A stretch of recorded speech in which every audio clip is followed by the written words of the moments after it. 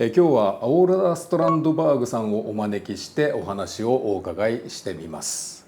Hello, Ola. Welcome to our store.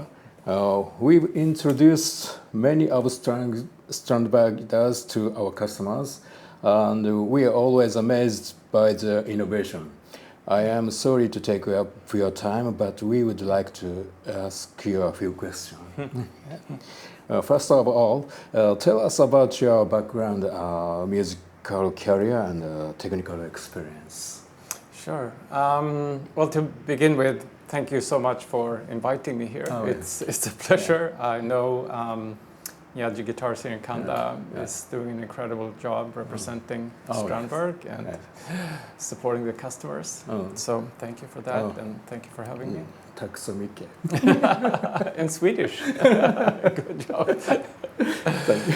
Well, as a teenager, I played guitar, and I couldn't afford a very good guitar, so I learned how to modify it and improve it and replace parts. But then I had a career in the software industry, and almost stopped playing guitar. I'd played in some bands before, but after working too much in the IT industry, I wanted to go back to making guitars, which I had done in my when I was a teenager. So it was really started as a hobby project, and my first job was actually went to school to be a mechanical engineer, even though I had the career in software. So it was natural to me to figure out how to build a guitar, and I noticed after not playing anything for 15 years, when I walked into a guitar store, almost nothing had changed. So I wanted to do something new and something innovative and something that would appeal to me as a player. I wasn't too concerned about what other people would think. I wanted to make something that was interesting for me. Didn't you think to be a rock star? No, to me, I just wanted to learn new things. So I wanted to understand how properly build the guitar, but then that evolved into how do I start a company? How do I learn bookkeeping? How do I photograph my guitars? How do I build a website to sell them? So all of those things really appealed to me. And then once it was out there, I just enjoyed interacting with other musicians and hearing what they thought and try to incorporate their feedback and what they wanted into the instruments. And then you started Strandberg guitars. How did you start the Strandberg guitars? Yeah, so in the early days, when I had the idea, I knew I wanted to build a headless guitar because I had owned a Steinberger licensed guitar. But when I started looking for the hardware parts for headless guitar, there wasn't any available to buy. But in my search, I found that builders of ergonomic guitars, they were trying to do something innovative and solve a problem which appealed to me. So the first thing I did was design the hardware, because there wasn't any to buy. Hardware fits for Steinberg? Yeah, that was the first idea, but the more research I did, I came up with this concept that I call the ergonomic guitar system. And I wanted to make it possible to use only the hardware to upgrade an existing guitar. So I designed a tremolo system that had the same post spacing as a Floyd Rose, so that you could modify a guitar, add my hardware, and reduce the weight of the instrument. And then I designed like the entire concept with a more ergonomic neck and the more ergonomic body shape. But it took a few years to get there because I focused on the hardware initially. And then it was just a hobby on top of my regular job in the IT industry. So I kept, it was probably towards late 2009 that I had actually built the first guitar. And immediately these new players, there was Chris Letchford of the band Scale the Summit, Tosin Abasi, Misha Mansour, really incredible players who were playing a new kind of music, and they didn't have to look like a rock hero. So they were forming their own expression. And they were among my first customers. So it became very well known. And as my wait list was growing, I could only build maybe 5 guitars a year in my garage. And I had a wait list of over 500 people. So I knew I had to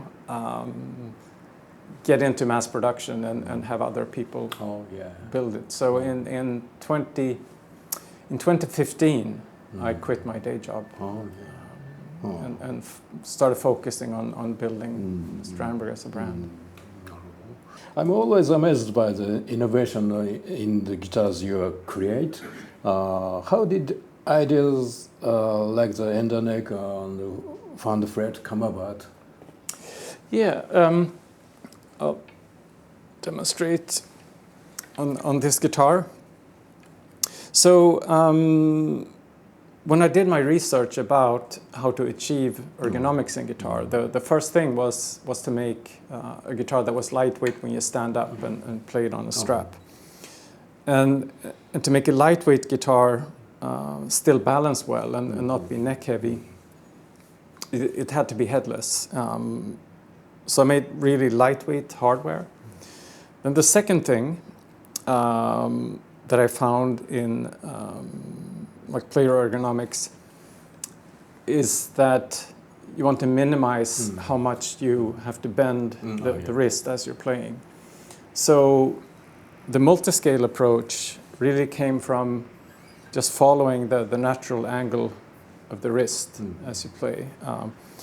Other people had done it before, but usually very extreme, so it was maybe not ergonomic anyway. So I did much less multi-scale. And then the other thing about reducing the stress on the wrist and your fingers is to be able to play with a straighter wrist. And there was an innovation called the torsal twisted neck, where the entire neck would twist so you could play with a straighter angle. But that was really complicated to manufacture, and you had to change your playing technique to play it. So after a lot of experimentation, I came up with the Endernick profile, which is, it has 3 straight surfaces, which are more restful to press your thumb against. And then the way that these surfaces are angled, this portion allows you to give room for this joint, and you can have a straighter wrist angle when you play the first frets.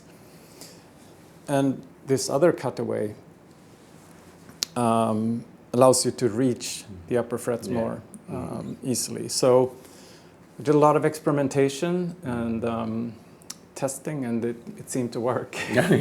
And the good thing was, since it was just a hobby and for me, and I had a day job that gave me the income, I could take these risks and just went with it. This And then is a very comfortable neck. Yeah.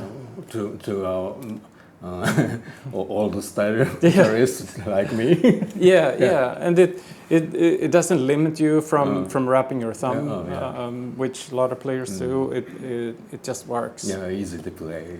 Yeah, and then the last thing I wanted to address was if you're practicing for many hours in a day, I wanted to make it possible to have multiple playing positions. So you could practice 1 hour here, 1 hour like this, 1 hour like this, and 1 hour like this. So there would be less, static tension on the body. And then later, I realized that this is how many modern musicians play. They're not in a rehearsal space, but they're sitting at their desk when they create the music. And this guitar works really well for that. You can reach across to a keyboard and the mouse, and the guitar just disappears in your lap. And you can even have armrests on your chair. So it's a great guitar for the modern musician.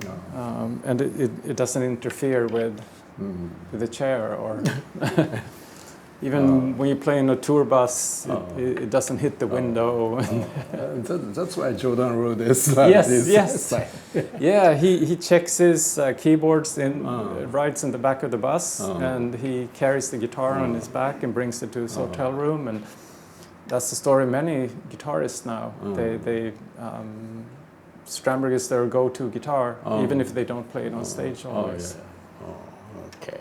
Recently, you've been expanding your product lineup with Telecaster style guitars and semi-hollow jazz models. While all have been well received, do you have any plans to release guitars in new style in the future? Yeah, so in the very immediate future, weeks from now, our new N2 line should arrive here in Japan. Yeah, so we put a lot of work into designing the N2 line, and we wanted to bring some of the innovations that we did for the Bowden Essential line onto our multi-scale models. And the first thing we did was look at the hardware, which we call the ARC platform, this new hardware that debuted on the Bowden Essential. It is designed to be more intuitive and easy to adjust for a player. So the way that the tuner knobs align, for example, gives a visual indication of when it's correctly intonated. And you can also adjust the intonation range under full string tension. So it makes it easier for the player to use. The second thing that we did on the N2 line is instead of the flat top with an arm bevel, the entire body is arched, so it gives a smoother cutaway. But otherwise, on the Bowden Standard and Bowden Original, we maintain the same materials. So the standard N2 has a solid basswood body, just like the Bowden Standard NX. And the original N2 has a chamber swamp ash body with a maple top, just like the original NX. The next thing that we focused our attention to was inside the neck, which has always been reinforced historically with carbon fiber, which is a complex manufacturing process, and carbon fiber isn't really sustainable. There's no way to recycle carbon fiber.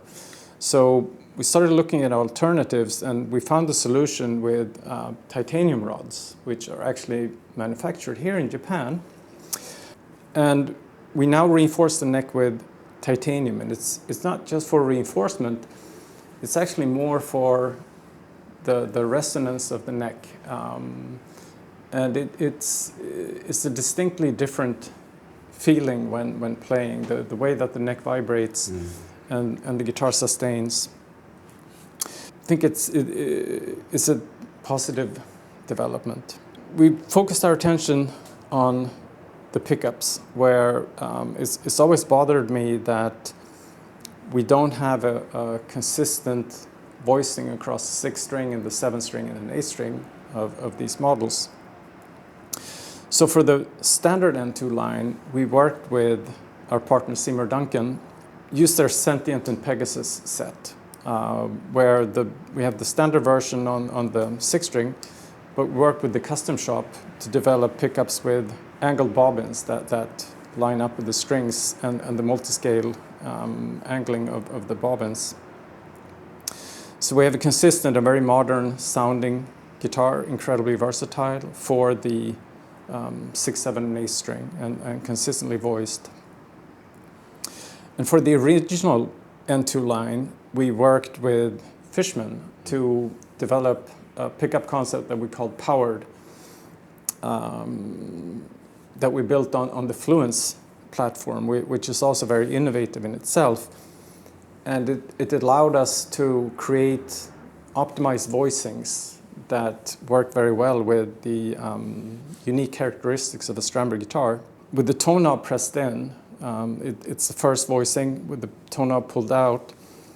It's a second voicing which also gives a volume boost and a tone that is a little more beefy, if you will. Again, very versatile. It works. We originally called it the metal voicing, but it actually works really well also for jazz if you roll off the volume a little bit and the tone. And the third voicing is actually single coil voicing, which we have in the 2nd and 4th position. It is a single coil mode, but it's, from a technical perspective, it's more of a third voice where we don't get the characteristic drop in volume. So it's a truly single coil sounding mode, and just incredibly versatile for all kinds of musical genres. This will come in, for the standard N2 line, we'll have a series of new solid metallic finishes that we think are very attractive. And on the original N2 line, we have still transparent burst finishes with flame maple veneer top that we're really proud of. So we can't wait to bring these to the Japanese markets very soon. The last question, please tell us about brand's future outlook. Yeah, I think the world has certainly opened their eyes to headless guitars, and I do think that we at Strandberg we've had a big role to play in the popularity of Strandberg guitars, or headless guitars. I think we're the only brand that makes only headless guitars, and we want to continue to really drive the innovation and lead the way in this area. And we have some new developments coming, but it is going really, really well. We keep growing every year across the world, and I think we have just a guitar that's very well suited for the modern musician and the way that modern musicians play. Compact, it's lightweight, it's easy to transport. So we want to keep pushing the envelope on this and keep developing this. I think we have some interesting things coming. Thank you. Please give a message to your Japanese fans. Hello, Japan. I am thrilled to be here always. You players here in Japan have really been a big part of the growth of Strandberg since the beginning. Your requests and your understanding of the ideas that go into Strandberg has been very well received, and it's a true pleasure to be here and meet with you at various events. I've been here at Miyaji Kanda a few times over the years, and I can't wait to work more with you in the future. So, And thank you for watching. Thank you. Thanks again for inviting me. Thank you for your time today. Tack så mycket. 今日はオーラ・ストランドバーグさんにお話をお伺いいたしました。新しい製品もご期待ください。よろしくお願いします。Thank you. Thank you.